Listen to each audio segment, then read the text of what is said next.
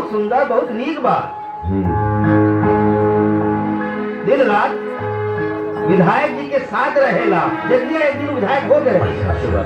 बाबूजी प्रणाम। खुश रह बेटा, खुश रह। प्रणाम प्रणाम प्रणाम। बाबूजी। हाँ? विधायक जी के फोन आए रहा, अर्जेंट बुलाना है, हम चाहते हैं। जा प्रणाम। खुश रह, खुश रह। हरिनाथ बाबू जी। राहुल बबुआ हमरा बहुते पसंद बाड़न। का हो रामदेव? जी भैया। अरे भाई तो देरी कौन बात के, चट मंगनी पट गया है?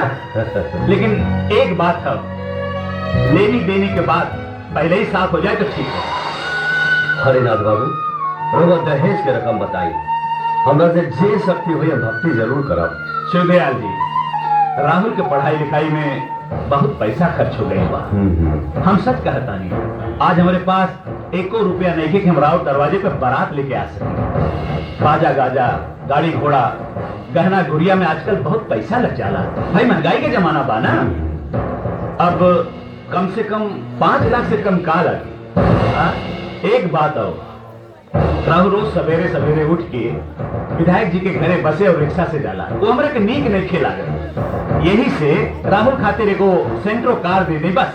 बस टीवी, फ्रिज, वॉशिंग मशीन, ये कुछ आजकल आम बात है, लोग सब ही दे रहल बा। का पंडित जी? हाँ जजमान। ठीक बा हरिनाथ बाबू, ई दहेज के रकम हमरा मंजूर बा। रघु के मंजूर बा? जी। अरे भाई तो देर कौने बात के, पंडित जी जी। जल्दी से पत्रा देख के एगो शुभ मुहूर्त निकाल दें। जी अच्छा। सुनी,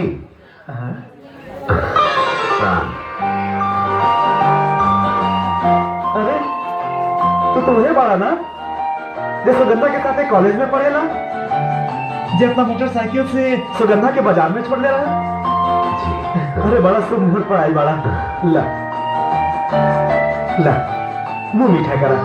आज सुगंधा के ब्याह के तिथि तय भइल है, उनका हम अभी सुगंधा के बुलावता नहीं। सुगंधा, अरे सुगंधा, अरे देखा तारा से क्या